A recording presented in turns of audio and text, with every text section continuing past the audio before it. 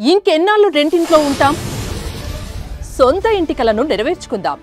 Suman TV biggest property expo October 18th, 19th HSCC Novotel Hyderabad. ఇప్పుడే free entry కోసం call చేయండి. నమస్తే రమ్మగారు. నమస్తే జయ. రమ్మగారు, మనము గతంలో ఒక వీడియో చేశామండి దీపారాధనకి సంబంధించి. ఏ నూనెతో ఎన్ని ఒత్తులు వేయాలి, ఏ సమయం, ఇలా రకరకాల ప్రశ్నలన్నిటికీ మనము వీడియో రూపంగా చెప్పాం. మళ్ళీ కొన్ని ప్రశ్నలు వచ్చాయండి దీపారాధనకి సంబంధించే. దీపారాధన చేసేటప్పుడు చెయ్యకూడని పనులేంటి ఇంకా ఉన్నాయి. ముందు దీంతో స్టార్ట్ చేద్దాము, మధ్యలో నేను మళ్ళీ మిమ్మల్ని అడుగుతాను. చేయకూడని పనులు ఎవరితోటైనా మాట్లాడుతూ చేయకూడదు, శ్రద్ధగా చేయాలి.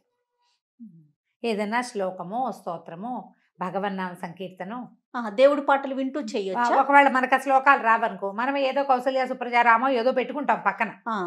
ఇప్పుడు అవకాశాలు ఉన్నాయి కదా, అది వింటూ దీపం పెట్టుకోవచ్చు. ఒకవేళ నీకు శ్లోకాలు అవి రాకపోతే కనుక ఎవరితోటైనా మాట్లాడుతూ కానీ ఫోన్లో మాట్లాడుతూ కానీ దీపారాధన చేయకూడదు. దీపం ఆరాధన ఎంతసేపు చేస్తాం? దీపారాధన అరగంట పట్టదు కదా, అర నిమిషం వ్యవహారం అంతే. ఏం చేస్తాం? దేవతారాధన ఎక్కడ చేసుకుంటామో ఆ ప్రాంతాన్ని శుభ్రం చేయటం ప్రతిరోజు చేసుకోవాలి. ఒకవేళ దేవుడిది ఏదైనా మందిరం లాంటిది ఉంటే మందిరాన్ని కొంచెం నిన్నటి పువ్వులు తీసేయటం, నిర్మాల్యం తీసేయటము, తర్వాత యువతల వైపు ఒకసారి కొంచెం తుడుచుకోవటము. పటాలన్నీ ప్రతిరోజు తుడవటము అందరికీ సాధ్యం కాకపోవచ్చు. ఏవో 2 పటాలు ఉంటే తుడుచుకుంటారు. 6 డజన్ పటాలు ఉండి విగ్రహాలు అవి ఇవి ఉన్న వాళ్ళు ఏం చేస్తారు? అందుకని పైన బయట భాగం తుడుచుకోవటం, మందిరానికి ముందు భాగం కాస్త నీళ్ళు చల్లి తడిబట్టి పెట్టి తుడిచేసుకుని ముగ్గేసుకోవడం, కడుక్కుని వేసుకుని పాతకాలంలో చేసేవాళ్ళు. ఇప్పుడు అవకాశాలు కొంచెం వేళల్లో తక్కువ ఉన్నాయి కదా, ఇది చేయటం. ఈ సమ్మార్జన అంటే ఈ శుభ్రం చేసేటప్పుడు మీరు ఏదైనా స్తోత్రాలు అవి మొదలుపెట్టి చదువుకోవచ్చు. ఇదంతా భగవదారాధనలోకే వస్తుంది. ఇల్లు ఉడవటం కాదు, దేవతా మందిరం శుభ్రం చేయటము, మందిరం ముందు ముగ్గేసుకోవటము దేవతార్చన కిందకే వస్తుంది. అర్చనకి సమ్మార్జన, తుడుపు అనమాట. అది ఏదైనా చదువుకోవచ్చు. ఈ ముగ్గు వేసుకుంటామా, చేతులు కడుక్కుని అప్పుడు ఓ దీపారాధన కుందు, ఓ పళ్ళెం, దాంట్లో దీపారాధన కుందుని పెట్టడం, 2 బత్తులు నలిపి సరిపడా మనకు కావాల్సిన సైజుకి చేసుకోవటం. దీంట్లో కుందులో నూనె కానీ కొబ్బరి నూనె, నువ్వుల నూనె, తర్వాత ఏమో మన నెయ్యో, మన అలవాటుని బట్టి మన అవకాశాన్ని బట్టి వేయటం, ఈ ఒత్తులు అందులో వేసుకోవటం. ఈ సమయం అంతా కూడా మీరు దీని మీద మాత్రం దృష్టి పెట్టుకోండి. చేయవలసిన విధి ఏంటంటే శ్రద్ధ. కాసేపు వేరే వ్యవహారాన్ని రానివ్వబోకండి, ఆలోచించద్దు, మాట్లాడుతూ చేయబోకండి. చేస్తే భగవన్నామ సంకీర్తనే. ఒకవేళ మనకు శ్లోకాలు శాస్త్రాలు ఏమీ రావు, శ్రీరామ అనుకోవటం వస్తుంది కదా, శ్రీరామ శ్రీరామ శ్రీరామ అనుకుంటూ ఓకే నారాయణ కృష్ణ తండ్రి పరంధామాన్ని భగవంతుణ్ణి తలుచుకోవటం. నేను కూర్చున్నప్పుడల్లా అంటాను, నువ్వు అంతమందిని పిలుస్తారా అంటావు. అంతమంది నేను అవన్నీ చెప్పుకుంటూనే చేస్తా. పడుకోగానే కూడా నాకు అదే అలవాటు. ఇక వేరే దానికి తావులేదు. మనం నోటితోటి ఒక శబ్దం బయటకు వస్తుంటే బుర్ర ఇంకోటి ఆలోచించదు. ప్రధానమైనది అది. ఇప్పుడు వీటిని మనం నోట్లో అనుకుంటూ ఉంటే కొన్ని అంటాం, కొన్ని అనకపోతాం. అవునండి. పైకి అంటున్నాం అనుకో, దానికి ఏంటంటే అట్మాస్ఫియర్ బాగుంటుంది, మనకే అట్మాస్ఫియర్ బాగుంటుంది.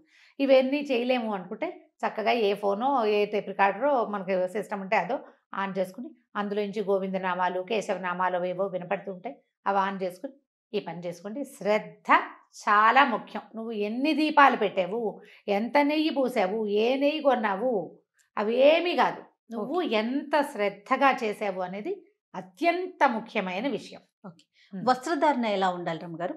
ఈ వస్త్రాలు ఎప్పుడు కూడా ఉతికిన బట్టలు పెట్టుకోండి. ఒక డ్రెస్సో ఒక చీరో దానికోసం ఉంచుకోండి. ఈ పూట వేసుకున్నాం, రేపు వేసుకోవచ్చు అంటే ఆ బట్టలతోటి మీరు అన్నం తినకుండా బయటికి వెళ్ళకుండా ఉంటే ఈ పూట దీపం పెట్టుకున్న బట్టల్ని చీరని విడిచి పైన పెట్టుకుని దాన్ని జాగ్రత్తగా ఉంచుకుని చేయొచ్చు. లేదా ఈజీ మెథడ్ ఏంటంటే పొద్దునే ఉతికిన బట్టలు వేసుకోండి, చకచకా దీపం పెట్టేసుకోండి, అప్పుడు ఈ బట్టలు మార్చేసుకోండి. సాయంత్రం ఇంటికి వచ్చాక వేసుకుంటారు అదే డ్రెస్, అదే చీర కట్టుకుంటారు.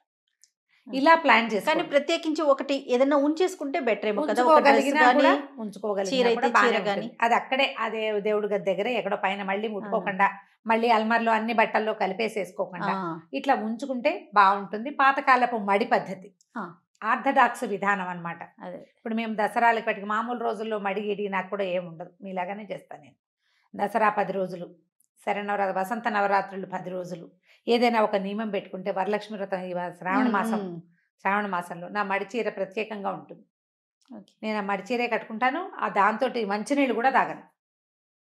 పూజ అయిపోయాక మళ్ళీ చీర విప్పి పైన పెట్టుకుంటాను, మామూలు వేరే బట్టలు కట్టుకుంటా, మళ్ళీ రేపొద్దున దేవుడి గందరిలోకి అడుగు పెట్టేటప్పుడే ఆ మడి బట్ట కట్టుకుంటాం. అదొక పాత పద్ధతి. అదేలేండి. దానికి అవన్నీ విధానాలు, అలవాటు ఉండాలి, అవకాశాలు ఉండాలి. ఎవరి ఇంటి పరిస్థితులు బట్టి వారు వారి మీరు అంత పద్ధతిగా చేయలేకపోయినా కూడా ఏ రోజుకు ఆ రోజు ఫ్రెష్ ఉతికిన బట్టలు మాత్రం వస్త్రధారణ అది పెట్టుకోండి.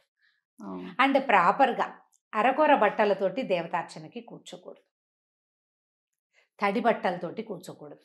తడి బట్టతోటి దీపారాధన అవి చేయకూడదు, మంచిది కాదు, అది అశుభం అంటారు. అవును. తడి తువ్వాలతో మగవాళ్ళు ఏం చేస్తారంటే, మగవాళ్ళ సంగతి చెప్పాలి. చాలా మంది తువ్వాలు కట్టుకొచ్చి స్నానం చేసి టవల్ కట్టుకొస్తారా, దేవుడి దగ్గర నిలబడి దండం పెట్టుకుని దీపారాధన, చాలా తప్పు, చేయకూడదు అట్లా. తడి బట్టలతో చేసే దీపారాధన ఎవరైనా మరణించినప్పుడు అశౌచంలో చేసే అది మాత్రం చేయబోకండి. ఫ్రెష్ లుంగియో ఏదైనా కట్టుకుని ఉపరి వస్త్రం ఒకటి వేసుకుని పైన అప్పుడు దీపం పెట్టించండి. మగవాళ్ళకి గనక ఇంట్లో దీపాలు పెట్టే అలవాటు ఉన్న వాళ్ళకి, దేవతార్చన చేసుకునే అలవాటు ఉన్న పెద్దవాళ్ళకి మనం చెప్పేది ఏం లేదమ్మా. అవునండి. అలా కాకుండా ఇది కేవలం ఒట్టిగా దీపారాధన చేసుకుని ఓం అని దేవుడికి దండం పెట్టుకునే వాళ్ళకి మాత్రమే ఇవి. ఆల్రెడీ మనకి ఇళ్లలో పద్ధతులుండి, మనకు అలవాటు ఉండి, మనం అదే వ్యవహారాలలో సంవత్సరాలు పండిపోయిన వాళ్ళకి మనం చెప్పేదే లేదు. ఇది లేటెస్ట్ పిల్లలకి. ఓకే. ఇంతకుముందు జీవితాల్లో ఈ వ్యవహారం లేదు, దీపం పెట్టుకుంటే బాగుంటుందని మనసుకు తోచి పెట్టుకునే వాళ్ళకి, ఇళ్లల్లో అలవాట్లు లేని వాళ్ళకి మాత్రమే సీరియస్లీ. వీళ్ళకి ఇంకా కాంప్లికేటెడ్ చేసి అలా చేయాలి కదా, ఇలా చేయాలి కదా అంటే అసలు దీపారాధన చేయటమే ఒక పెద్ద విషయం. ఇది కాంప్లికేషన్స్ ఎందుకు పెట్టుకోవాలి అందులో? అంతే, ఈజీగా చేసుకుంటే సరిపోతుంది. ఇలా శ్రద్ధ పెట్టి చేసుకుంటే సరిపోతుంది. మరి తలస్నానం చేస్తాం కదా రమ్మగారు, ఎట్లా? తడి జుట్టు ఆరాలా లేకపోతే ఎట్లా? అది ఎట్లా? తలస్నానం చేస్తే తలకి పిడ పెట్టుకుంటారు చాలా మంది, టవల్ చుట్టేసుకుంటాం. నెత్తి మీద టవల్ తోటి దీపం పెట్టకూడదు, తడి జుట్టుతో నీళ్లు కారిపోతూ ఉండకూడదు. జుట్టు ఆర్పేసుకోండి, సగపడైన ఆరిన జుట్టుని కొంచెం సంస్కరించి ముడి వేసుకుని దీపం పెట్టాలి. జుట్టు విరబోసుకుని దీపారాధన చేయకూడదు. జుట్టులో నుంచి నీళ్లు కారుతూ తడి తలతోటి దీపారాధన అశుభం, అది మంచిది కాదు. అది మరణానంతర వ్యవహారాలు అవి. మనం రోజువారీ దేవుడికి చేసుకునేటప్పుడు మీరు ఇలాంటిది చేయాలంటే అమ్మ సమయం పెట్టుకోవాలి. ఆఘ మేఘాల మీద నీళ్లు పోసుకుని అలాగే నీళ్ళు ఓడుకుంటూ వచ్చి ఎలాగోలాగా దీపం పెట్టి అట్లా చేయొద్దు. మీకు భగవంతుడి పట్ల శ్రద్ధ, ఈ పని పట్ల ఆసక్తి ఉంటే టైం మేనేజ్మెంట్ ప్రాక్టీస్ చేయండి. 10 నిమిషాలు తల గబగబా పెట్టుకుని తుడిచేసుకోవాలి తలని. ఇప్పుడు నేను ఎప్పుడు ఇలాగే కనపడతాను జయ, ఇలాగే ఉంటా కదా. నేను జుట్టు పైకి పెట్టకుండా దీపం పెట్టుకోను, నా జుట్టు మడత పెట్టి ఉంటుంది.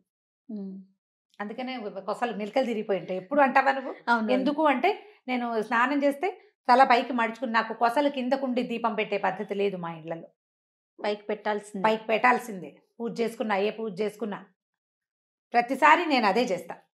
ప్రతిరోజు నిత్యం జుట్టు పైకే ఉంటుంది, పైకి పెట్టకుండా చేయరు. కొసలు మడవటం అనేది ఒక విధానం. కొసలు విడిచి దీపారాధన పూజా విధానము చేయదు. ఇలా మామూలు ఆలయాల్లో కూడా వెళ్ళకూడదు అంటారు. ఆలయాల్లో కూడా 99% వెళ్ళకుండానే ఉంటాను జయ. పర్వదినాల్లో వెళ్ళే ఆలయాలకైతే అలాగే చేస్తా. ఇప్పుడు దానికి సాధ్యపడలేదు అనుకో, జుట్టుకి అవకాశం లేదు, కుదరలేదు. ఇంకోటి ఏంటంటే ఇటీవల కాలంలో పెద్ద అయ్యాక బాగా వస్తుంది ఆ సమస్య, తలనొప్పి. ఆ క్లిప్ పెట్టుకుంటే పైకి పెట్టి ముడేసుకుంటే తలకాయ నొప్పి వచ్చేస్తుంది. అవునండి, అమ్మ కూడా అదే మాట అంటారు. అదేమిటో అలా ముడి పెడితే తలనొప్పి వచ్చేస్తుంది అన్నమాట. దేవాలయం సంగతి పక్కకు పెడితే మనం పెద్దగా అంతరాలయాల ప్రవేశాలు అవి చేయట్లా, బయట నుంచి దండం పెట్టుకుంటాం. మనం చేసే పూజా విధానం అప్పుడు ఇదొక పద్ధతి అలవర్చుకోండి. మీ ఆసక్తులు జుట్టు వెరపోసుకోవద్దు, తడి జుట్టుతోటి ఉండద్దు. క్లిప్ పెట్టుకుని హెయిర్ అంతా కిందకి ఫాల్ అవుతూ మధ్య మధ్యలో చెయ్యి ఇట్లా వెనక్కి వెళ్ళిపోతూ ఉంటుంది. మనం దేవాలయాలకు వెళ్తామా, ఇవాళ రేపు అందరూ పెద్దవాళ్ళు 50 ఏళ్ల వాళ్ళ దగ్గర నుంచి చిట్టి పిల్లల వరకు జుట్లు ఇట్లా విరబోసుకుని వెళ్తారు దేవాలయాలు. వాళ్ళు ఎవరో వెళ్తారు కదండి వేరే స్టేట్లో అని అడుగుతారు. వాళ్ళ కర్మానుభవం వాళ్ళది, మంది కాదు, మనం వదిలేసేయాలి. మన విధి ఏంటంటే ఈ తల ముట్టుకున్న చేతితో తీర్థం తీసుకోకూడదు. మన జుట్టు గనక రాలి దేవాలయంలో పడితే ఎంత పాపమో. అది ఒక శక్తి క్షేత్రం కదా, విసర్జించవలసిన వస్తువులు ఏమిటి, గోళ్ళు, జుట్టు, అవి పూజనీయ స్థలాల్లో పడితే ఎట్లా? మన దేవుడి గదిలో రాలిపోతాయి కదా. అందుకే జుట్టు కొసలు ముడుచుకోవాలి, అది ప్రధానమైన విషయం. ఈ తల సవరించుకుంటూ దేవుడికి దండం పెట్టడము, దేవదేవత పాదాలు ముట్టుకోవటం లాంటివి చేయబోకండి.